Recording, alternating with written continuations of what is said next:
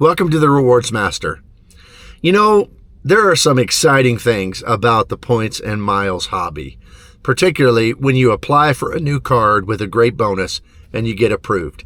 And as you're waiting as that wheel spins and you're waiting for that instant approval, it can be very nerve-wracking. But what's really crazy is that sometimes it's not kind of an expectant hope that results in some great conclusion, but rather that expectation leads to great disappointment.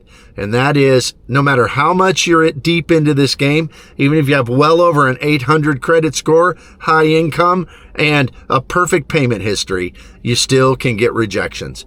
And I recently did. I'm going to tell you all about it, and I'm sure a lot of you can relate to it as well. So if you would hit the like and subscribe button, and let's dive into it.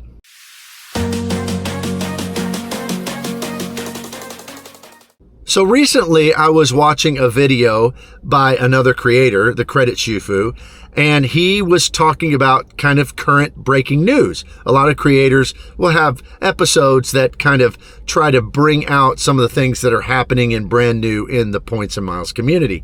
And he talked about the American Express card specifically from Morgan Stanley. Now, I have always thought this is the best of the American Express card flavors. You know, there's the regular vanilla, they call it, American Express card. There is, of course, the Platinum business card, which I've had several of those. There is the American Express Platinum for Charles Schwab. That one's really neat because if you have a Charles Schwab account, you can cash out your points for 1.1 cents per point. And then there's the Morgan Stanley. And I never paid much attention because for Morgan Stanley, you had to have a certain Morgan Stanley account. And you also had to, in the past, at least so I thought, you had to have so many assets with Morgan Stanley. Well, I don't, but I do have an account with a company related to Morgan Stanley, which is E-Trade. I've been using E-Trade for years, but having an E-Trade account didn't work for the Morgan Stanley American Express card. Well, Credit Shufu in his video said that had just changed, that now you can get the Morgan Stanley American Express Platinum card for those who have a Morgan Stanley account, and E-Trade accounts work for that purpose. And that was very exciting. The reason it was exciting, and the reason that I think the Morgan Stanley Platinum card is the best of the options, is because it has one particular feature. Now, it's not as good as the Charles Schwab card that you can cash out your points for 1.1 cents. This one you can cash them out for 1 cent per point. But I don't ever cash out American Express points anyway. I transfer them over to partners, which is, let me tell you, is the very best use of those points. But the Morgan Stanley American Express Platinum card has all the same features as the others. It has the Resi credit. It has the FHR credit. It has the airline credit. It has all the credits for, you know, your streaming services and Equinox, and it has the Saks, and it has the Lululemon, all the stuff. It's exactly the same card as far as benefits and earnings. It still earns 5 points per dollar directly with airlines. So in all that way, it's exactly the same. It gets the same airport lounge access. And that is particularly why I think it's the best card, because it is the only flavor of American Express Platinum card that allows you to add one authorized user for free. On the others, you pay almost $200 for each authorized user. So for me, that would be the best of the best, because I wouldn't have to pay the extra almost $200 on top of the $895 fee. I would just be able to get Nona, my spouse, a card of her own, so she would have access to Centurion lounges and all of that. She would have that without any additional fee involved. So that, you know, I always thought it was the best. I never really looked at it close because I knew I didn't qualify because of the Morgan Stanley requirement. But now, E-Trade, I've had E-Trade for years. I was so excited. So when I heard it, I instantly went in the other room. I opened up my computer. I found the application page, went through it all. It asks you, do you have a qualifying account with either Morgan Stanley or E-Trade? My answer was absolutely. Yes, I do. And I filled in everything. Now, you got to understand, I have a high credit score. I also have many, many credit cards, and American Express on the business side is quick to approve me for cards all the time without any exception. They're always offering me different things. But at times on the personal side, I'm stuck in what we call pop-up jail. And nobody seems to know what the particular algorithm is that American Express uses to determine who's in pop-up jail and who isn't. But for me, it seems like sometimes I am, sometimes I'm not, and I can't tell. It just seems like whichever way the wind is blowing at American Express that day. So I get in there, I fill out the application. Sure enough, comes back with the dreaded pop-up. You do not qualify for this bonus. Do you wish to proceed? Now, at that point, I had two things run through my mind. Number one, I was disappointed because I was excited to get this. I mean, it wasn't a great bonus, 80,000 points. I should probably look at the vanilla card because I can get a better bonus, and I have never had an American Express Platinum. I've had their gold card, I've had the green card, and I've had multiple business platinums, but I've never had the platinum card, and that's important because they have a once-in-a-lifetime rule.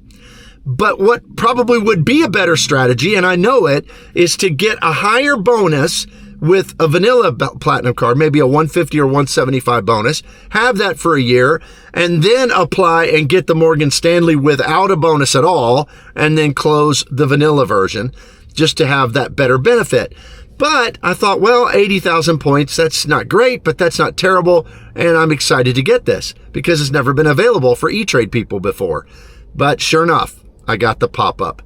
So I did what I've done before. I went and I opened an incognito browser. American Express is so strange because sometimes little tricks like that work. Or if you get like a referral from somebody, sometimes that works. So I opened that up. I went through the whole process again.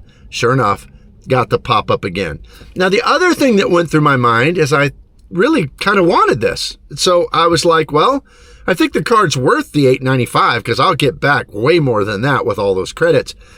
Maybe I should go ahead and get the card without the bonus. Now, that was an impulse thing, and I'm not really an impulse kind of person. I don't just make willy-nilly decisions like that, but I almost did. I came close. But then I thought it through, and I thought, well, nope, I can only get one bonus in my life if I've never had the card. If I go ahead and get it anyway, I'm never getting a bonus on an American Express Personal Platinum ever. So I gritted my teeth. I canceled out the application, and now I do not have an American Express Morgan Stanley Platinum card. Now, I tell you this story, this saga, because you're going to, in the points and miles game, there's going to be times when you're going to get denials. And it has nothing to do sometimes with your credit score. You can have an 850 credit score, and sometimes you'll get denied. You can have a great income. You can have an absolutely perfect payment history. Sometimes it's not about that. It's about the banks and what they see as profitability. And so, for instance, we have not canceled our Capital One Venture X card, even though we don't really use it that much. But I know that if we ever wanted it again, because it is a good card in many ways, I probably could never get it. Capital One is very touchy. In fact, it seems like they like people with lower credit scores sometimes than they do people with higher credit scores. Seems like they like people who carry a balance more than they do people who never carry a balance. So all of this is to say, it'll be disappointing, but don't be discouraged if you get denials, because denials are part of the credit card points and miles hobby. They're just part of it. It's going to happen. It's not a reflection on your quality as a customer, because many other banks will approve you just like that. It's not a reflection on you. It's a reflection on whether that bank, for whatever their algorithm, whatever reason it says, whether they think you'll be a profitable customer. And in a way, it's kind of a compliment if you think about it, because I think American Express is looking at me and saying, you know, this guy in this game between our bank and him, he's going to win. And usually, I think I do. I mean, not all the time. I don't use every single credit, but I'm pretty good about tracking that stuff. So in a sense, is it an insult or is it a compliment? Well, I'm choosing to take it as a compliment. Well, I don't know if any of this is helpful to you, but I hope that it is. So as you go forward, sometimes you're going to get approved. It's going to be exciting. Sometimes you're going to be denied and it's going to be disappointing. But don't let that discourage you from the points and miles hobby, because it's just part of it. All right. Thanks for tuning in. If you would, please hit the like and subscribe button, and I will see you here next time.